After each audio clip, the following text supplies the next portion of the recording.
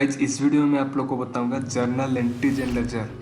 एक बिजनेस की ट्रांजैक्शन से लेजर कैसे निकाला जाता है और उसको जर्नल एंट्रीज में कैसे कन्वर्ट करते हैं। ओके, तो वीडियो के अंत तक जरूर देखना। तो ये है transactions. Day to day business में जितने भी ट्रांजैक्शंस हो रहा है ये उसका लिस्ट है। सोच लीजिए एक ही डेट में इतना ट्रांजैक्शंस हुआ है। ओके, पहला ट्रांजैक्शन है Anita started business with cash. Anita ने बिजनेस स्टार्ट किया 50,000 कैश को इन्वेस्ट करके। अनीता यहाँ पे प्रोप्राइटर है। ओके, काम कर रहे हैं बिजनेस में, तो देखना पड़ेगा बिजनेस में क्या क्या है, किसने क्या दिया। हो सकता है ओनर हो, क्योंकि मैंने आपको बताया था लीगल सेपरेट एंटिटी। ओके, जो कि एक कंसेप्ट था, बिजनेस के लिए कोई अपना नहीं होता। Okay, next she paid into bank. उसके बाद उसने एक बैंक का अकाउंट खोला, उसने 2,000 रुपीज़ का जमा किया, डिपॉजिट किया। Okay, next she purchase goods for cash ₹5,000।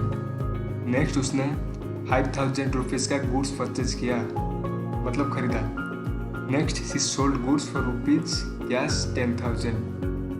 Next उसने 10,000 का गुड्स को सेल किया। Okay, next she purchase furniture and paid by cheque ₹1,000।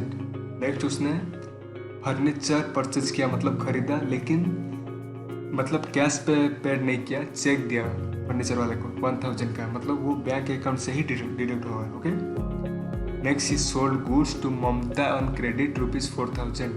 उसके बाद उसने ममता को गुड्स सेल किया 4,000 क्रेडिट का, मतलब उसने पैसा रिसीव नहीं किया। ओके, तो ममता को बाद में देना पड़ेगा। यहाँ पे ममता हो गया डेप्टर। ओके, क्योंकि ममता को हमको पैसा देना ही पड़ेगा। Okay, next he purchase goods from Ashok ₹10,000 on credit. Next उसने 10,000 का गुड्स को परचेज किया, लेकिन क्रेडिट में उसने अशोक को पैसा नहीं दिया, पेमेंट अभी तक नहीं हुआ है, इसलिए अशोक हमारा हो गया क्या, क्रेडिटर। ममता हो गया डेप्टर, क्योंकि ममता को हमको देना पड़ेगा, अशोक को हम देंगे। ओके, तो इसलिए वो हो गया creditor. She returns goods to Ashok ₹3,000।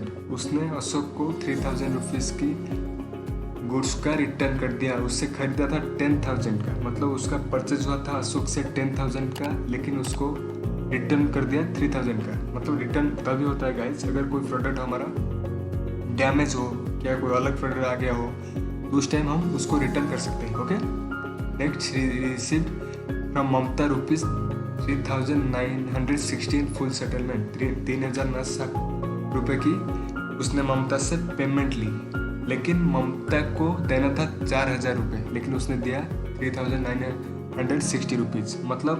और जो 40 रुपीज़ है ना, वो डिस्काउंट मिला ममता को, अनीता ने ममता को डिस्काउंट दे दिया। Okay, next she withdraw goods for personal use ₹500। उसने कंपनी से, बिजनेस से गुड्स लिया अनीता ने। ओके, तो उसकी पर्सनल यूज़ के लिए। तो ये है ड्राइंग्स। ओके, क्योंकि ओनर जब भी विड्रॉ करता है, कुछ भी चीज़ हो गया, पैसा हो गया, कोई गुड्स वगैरह हो गया, तो उसको ड्राइंग ही कहा जाता है, उसकी पर्सनल यूज़ के लिए। Okay, next pay telephone charge by cheque ₹1,200। Next उसने 1,200 का टेलीफोन चार्जेस पेड किया बाई चेक, मतलब बैंक से ही पेड किया। ओके, तो बैंक, उसकी बैंक के अकाउंट में ही वो डिडक्ट होगा। Okay, cash paid to Ashok in full settlement 6,900। यहाँ पे उसने अशोक को 6,900 का पेमेंट दिया, लेकिन खरीदा था अशोक से 10,000 का और रिटर्न किया था 3,000, मतलब 7,000 का पेमेंट करना था, लेकिन उसने किया कितना, 6,900 का। ओके, तो जो 100 हो गया वो अनीता को अशोक ने डिस्काउंट दिया।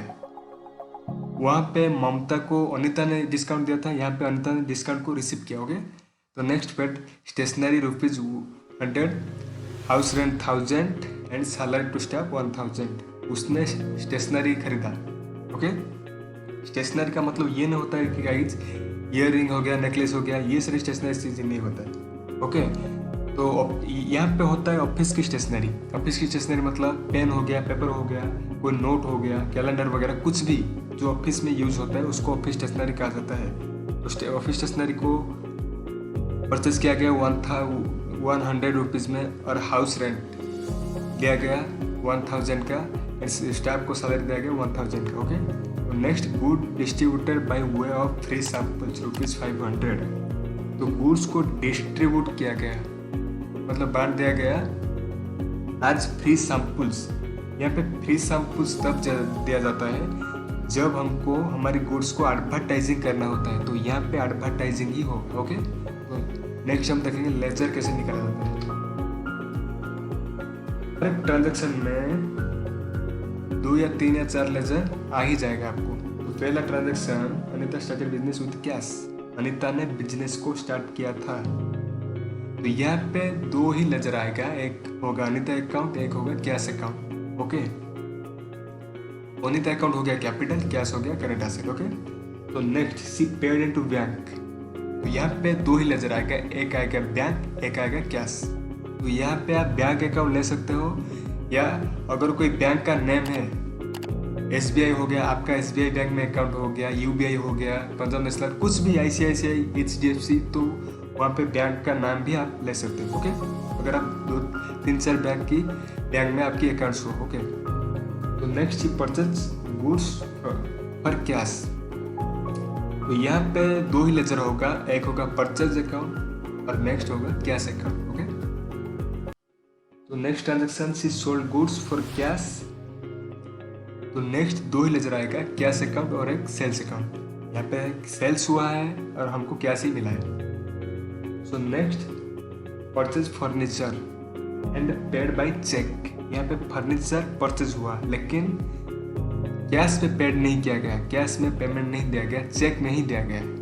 ओके, तो यहाँ पे 2 ही लेजर आएगा, एक होगा फर्नीचर, नेक्स्ट बैंक अकाउंट, क्योंकि चेक में ही दिया गया है, मतलब हमारी बैंक अकाउंट से ही ये पैसा कटेगा। Okay, so next sold goods to Mamta credit. यहाँ पे ममता को गुड्स सेल किया गया क्रेडिट पे, मतलब ममता ने पैसा नहीं दिया, हमने अभी तक पैसा रिसीव नहीं किया ममता से। तो यहाँ पे 2 ही अकाउंट होगा, एक हो गया ममता, क्योंकि ममता हमारा सन्ड्री डेप्टर है, मतलब डेप्टर है, सन्ड्री डेप्टर नहीं, मतलब डेप्टर ही है, क्योंकि उसने हमसे मतलब क्रेडिट पे लिया, उसको हमको पैसा देना ही पड़ेगा, वो देगा हमको पैसा, इसलिए वो हमारा डेप्टर है। जिसको हम पैसा देंगे वो हमारा क्रेडिटर है, मतलब जिससे हम खरीदे हैं। ओके, तो यहाँ पे 2 ही लेजर होगा, एक होगा ममता, एक होगा सेल्स अकाउंट। यहाँ पे सोल्ड लिख दिया है मैंने गलती से, तो यहाँ पे होगा sales account. Okay, so next she purchase goods from Ashok on credit. इस यहाँ पे उसने अशोक से गुड्स परचेज किया क्रेडिट पे। ओके, यहाँ पे पेमेंट नहीं हुआ है अशोक को, तो इसलिए अशोक हमारा क्रेडिटर ही है, क्योंकि अशोक को हमें देना पड़ेगा पैसा। ओके, तो यहाँ पे एक लेजर होगा Ashok account, next purchase account. Okay, तो जितने भी गुड्स सेल हो रहा है या परचेज हो रहा है, वहाँ पे गुड्स अकाउंट नहीं बनता है, कभी भी गुड्स का अकाउंट नहीं बनता है। वहाँ पे अगर परचेज हुआ है परचेज अकाउंट बनेगा, अगर सेल हुआ है तो सेल्स अकाउंट बनेगा। Okay, so next they receive from Mamta rupees, जो भी रुपीज हो। तो यहाँ पे 2 ही अकाउंट होगा, एक होगा परचेज अकाउंट, सॉरी, एक होगा ममता अकाउंट, क्योंकि ममता से पैसा रिसीव किया कितना 3960, और हमने कैश रिसीव किया। एक होगा कैश अकाउंट और तीसरा होगा डिस्काउंट, क्योंकि हमको ममता को डिस्काउंट देना पड़ा, कितना 40 रुपीज़ का देना पड़ा, नहीं मतलब हमने दिया उसको। ठीक है, तो डिस्काउंट तभी मिलता है गाइज अगर कोई बिजनेसमैन का इंप्रेशन अच्छा हो। अगर हम उससे सोच लीजिए 10,000 का मतलब परचेज किए हैं उससे, तो अगर हम जल्दी से उसका पैसा लौटा देते हैं तो वो मतलब इंप्रेशन होकर हमको कोई डिस्काउंट देता है। ओके, तो यहाँ पे ममता को डिस्काउंट ही मिला, तो इसलिए डिस्काउंट भी एक लेजर अकाउंट आ गया। ओके, यहाँ पे 3 अकाउंट है, ममता अकाउंट, डिस्काउंट अकाउंट और एक हो गया कैश अकाउंट, क्योंकि हमने कैश को रिसीव ही किया। Okay, so next she withdraw goods for personal use, मतलब अनीता ने गुड्स को मतलब ड्राइंग कर लिया, मतलब कंपनी से कुछ गुड्स लेके चला गया उसकी पर्सनल यूज पे। तो जब ओनर विड्रॉ करता है, ओनर ही विड्रॉ कर पाएगा और कोई नहीं। तो यहाँ पे एक अकाउंट होगा ट्रेंड्स अकाउंट, एक अकाउंट होगा परचेज अकाउंट, क्योंकि गुड्स को ही उसने ले लिया। यहाँ पे परचेज अकाउंट ही होगा। ओके, दो ही लेजर आएगा, एक होगा ड्राइंग, एक होगा purchase. Okay, so next pay telephone charges bye check. उसने टेलीफोन चार्जेस जो होता है ऑफिस या फैक्ट्री का, उसको पेड किया कैसे? चेक देके। ओके, तो यहाँ पे दो ही लेजर आएगा, एक होगा टेलीफोन चार्ज, एक होगा बैंक अकाउंट, क्योंकि चेक पे ही दे। जितने भी चेक में पेमेंट हो रहा है या चेक में मतलब रिसीव हो रहा है, वो सारी की सारी बैंक अकाउंट ही होगा। Okay, so next cash paid to Ashok in full settlement 6,900 का। तो अशोक को उसने कैश पेमेंट किया कितना? 6,900 का। लेकिन पहले अशोक से खरीदा गया था कितना, मतलब परचेज किया गया था 10,000 का। उसके बाद उसने रिटर्न कर दिया 3,000 का, रिमेन रह गया 7,000। अशोक को हमको 7,000 ही देना पड़ेगा। लेकिन यहाँ पे अनीता ने अशोक को कितना पेमेंट किया? 6,900 का। और जो 100 है अशोक ने उसको डिस्काउंट दिया, मतलब अशोक ने हमारे बिजनेस को डिस्काउंट ही दिया। अशोक से हम बिजनेस मतलब डिस्काउंट रिसीव किए। ओके, वहाँ पे हमने ममता को डिस्काउंट दिए थे, लेकिन यहाँ पे हम अशोक से डिस्काउंट लिए। Okay, so next paid stationery ₹100, house rent 1,000, salary to staff 1,000। तो यहाँ पे चार ही अकाउंट आएगा, मतलब 4 ही लेजर बनेगा। एक होगा स्टेशनरी, एक होगा हाउस रेंट, एक होगा सैलरी और एक कैश अकाउंट, क्योंकि हमने स्टेशनरी के लिए पेड किया, हाउस रेंट के लिए पेड किया, सैलरी के लिए पेड किया। ओके, क्या पेड किया? मतलब कैश पेड किया, मतलब कैश के माध्यम से।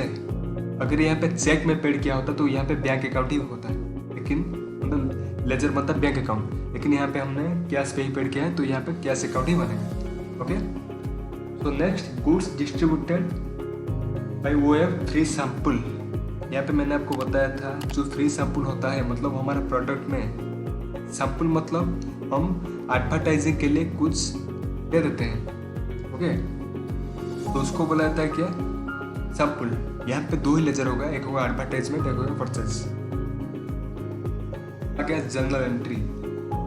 तो पहला अनीता ने बिजनेस स्टार्ट किया था 50,000 पे। तो बिजनेस को क्या मिला? कैश ही मिला। तो अनीता ने क्या दिया बिजनेस को? कैश ही दिया।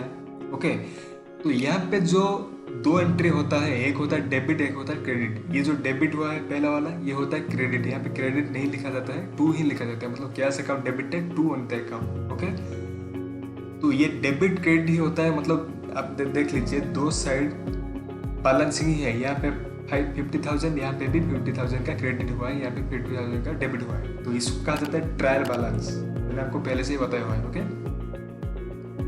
तो इसको जानने के लिए कैसे क्या डेबिट होगा, क्रेडिट होगा, उसको जानने के लिए हमको जानना पड़ेगा पहले जो 6 गोल्डन प्रिंसिपल होता है ना अकाउंटिंग का, जिसको मैंने आपको पहले से ही बताया हुआ है। उससे ही हम निकालते हैं कौन सा लेजर डेबिट होगा, कौन सा लेजर क्रेडिट होगा, क्यों होगा। तो पहले हम देखेंगे जो कैश होता है, कैश एक करंट अकाउंट ही होता है, मतलब रियल अकाउंट। अगर रियल अकाउंट की मतलब जो फॉर्मूला था, debit what comes in, credit what goes out. तो रियल अकाउंट का अकाउंट 3 टाइप्स का होता है, एक होता है पर्सनल, एक होता है रियल, एक होता है नॉमिनल। तो यहाँ पे कैश रियल अकाउंट ही है, तो इसलिए यहाँ पे कैश डेबिट हुआ, मतलब कैश को हम रिसीव किए। डेबिट व्हाट कम्स इन, जो हमारे पास आया, जो कम्स इन हुआ उसको हम डेबिट करेंगे, मतलब कैश को ही डेबिट करेंगे। ओके, तो अनीता ने यहाँ पे क्रेडिट हुआ, क्योंकि अनीता पर्सनल अकाउंट है, नेचुरल पर्सन ही है। तो उसका जो पर्सनल अकाउंट का रूल क्या है? Debit the receiver and credit the giver. तो यहाँ पे अनीता ने गिव किया, रिसीव नहीं किया, बिजनेस को दिया, इसलिए यहाँ पे अनीता क्रेडिट ही होगा। ओके, तो नेक्स्ट आ गया बैंक अकाउंट।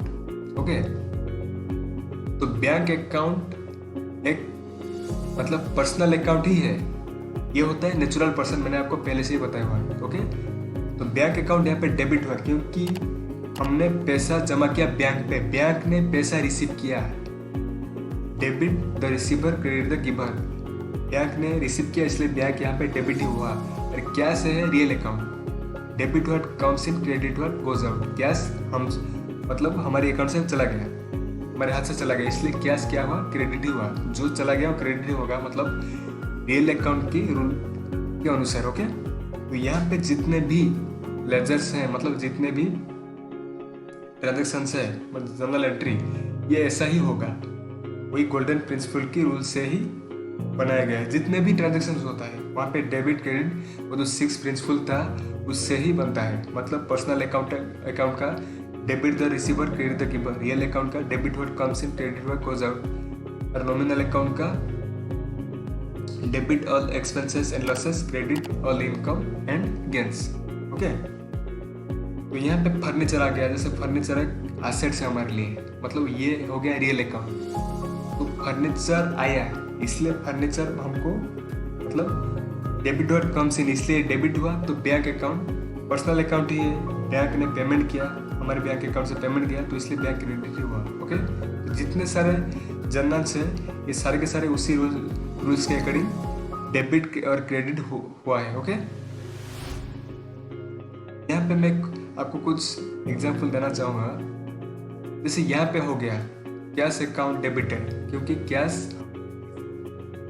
ममता से, डिस्काउंट अकाउंट डेबिटेड, यहाँ पे तो हमने ममता को डिस्काउंट दिया, लेकिन ये डेबिट क्यों हुआ? क्योंकि डिस्काउंट जो होता है, जब डिस्काउंट हम रिसीव करते हैं वो हमारे लिए इनकम ही होता है, लेकिन डिस्काउंट जब हम किसी को देते हैं वो हमारे लिए एक्सपेंसेस ही होता है गाइस। ओके, क्योंकि हम इसलिए किसको डिस्काउंट देते हैं क्योंकि वो दोबारा हमारे साथ बिजनेस करे, इसलिए हम किसी को डिस्काउंट देते हैं। अगर आप किसी की दुकान पे गए हो, अगर आप एक ड्रेस खरीदते हो उसका प्राइस है 1000, अगर उसने आपसे 800 का पेमेंट लिया और आपको 200 का डिस्काउंट दिया, तो हमारा इंप्रेशन अच्छा हुआ ना उस मतलब दुकानदार के साथ, हम दोबारा ही जाएंगे उसकी दुकान पे। तो इसलिए डिस्काउंट दिया जाता है, क्योंकि डिस्काउंट एक एक्सपेंसेस है हमारे बिजनेस को बढ़ाने के लिए। मैंने आपको पहले से बताया एक्सपेंसेस क्यों किया जाता है, बिजनेस को बढ़ाने के लिए ही एक्सपेंसेस किया जाता है। ओके, तो यहाँ पे डिस्काउंट हमने दिया तो इसलिए ये एक्सपेंसेस हो गया। तो ये डिस्काउंट कौन से अकाउंट में जाएगा? ये होगा नॉमिनल पे। तो नॉमिनल में क्या डेबिट होगा? Debit all expenses and losses, जितने भी लॉस होगा, जितने भी एक्सपेंसेस होगा, ये सारे के सारे डेबिट ही होगा। तो यहाँ पे डिस्काउंट एक्सपेंसेस ही है, इसलिए डेबिट ही हुआ है। ओके, तो यहाँ पे जो डिस्काउंट है ये क्रेडिट ही हुआ है, क्योंकि यहाँ पे डिस्काउंट हमने रिसीव किया। वहाँ पे ममता को हमने डिस्काउंट दिया था, वो था हमारा एक्सपेंसेस, लेकिन यहाँ पे हमने डिस्काउंट को रिसीव किया, तो ये हो गया हमारा इनकम। तो नॉमिनल अकाउंट के रूल के अनुसार ये होगा क्रेडिट, क्योंकि credit all expenses and losses, जितने भी credit all income and gains, जितने भी इनकम और प्रॉफिट हमको हुआ वो सारे के सारे क्रेडिट ही होगा, और जितने भी एक्सपेंसेस एंड लॉसेस हुआ वो सारे के सारे डेबिट ही होगा। ओके, तो यहाँ पे हमको मतलब इनकम ही हुआ है हमारा, क्योंकि उसने हमको दिया, मतलब ये हमारा एक प्रॉफिट की टाइप का है, तो इसलिए ये क्रेडिट ही हुआ। ओके, तो जितने सारे लेजर डेबिट क्रेडिट हुआ है वो गोल्डन प्रिंसिपल की अनुसार ही हुआ है। ओके, तो ये कुछ एग्जाम्पल्स था जर्नल एंट्रीज का। जब हम टैली में जर्नल एंट्री करेंगे तो जर्नल एंट्री के बाद क्या आता है? Profit and loss account and trading account. Okay, और उसके आखिर में आता है क्या? Balance sheet. तो ये सारे के सारे हमको ये जितने भी देख रहे हैं ना, नंबर है कि हुआ है, मतलब 8 नंबर, ये एक भाउचर ही है। टैली में हमको भाउचर की एंट्री ही करना होता है और कुछ नहीं करना होता। अगर हम मैनुअली किसी नोट पे करेंगे तो हमको सारे के सारे सब कुछ बनाना पड़ेगा। पहले हमको ट्रांजैक्शन लिखना पड़ेगा, उसके बाद लेजर निकालना पड़ेगा, उसके बाद इसे जर्नल एंट्री करना पड़ेगा, उसके बाद ट्रेडिंग अकाउंट बनाना पड़ेगा, उसके बाद प्रॉफिट एंड लॉस अकाउंट, सो उसके बाद बैलेंस शीट हमको बनाना पड़ेगा। लेकिन टैली में क्या होता है गाइस? टैली में मैंने पहले आपको बताया हुआ है, टैली में सिर्फ हमको मतलब भाउचर ही बनाना पड़ता है, वो अपने आप बना लेता है सब कुछ। Trading account, PL account, day book, balance sheet, वो सब कुछ अपने बना लेता है। जब हम टैली में प्रैक्टिकल करेंगे ना तब हम देखेंगे। तो प्रैक्टिकल जानने से पहले हमको थियोरेटिकल जानना जरूरी है, तो इसलिए मैंने आपको थ्योरी बता दिया। ओके, तो ये वीडियो था जर्नल एंट्री लेजर के ऊपर। ओके, तो में हम टैली में कैसे भाउचर का एंट्री होता है, कैसे लेजर क्रिएशन टैली में करेंगे, और ग्रुप्स क्या क्या है, ये सब देखने वाले। ओके, सो वीडियो को एंड तक देखने के लिए thank you. Thanks for watching my video. Thank you very much.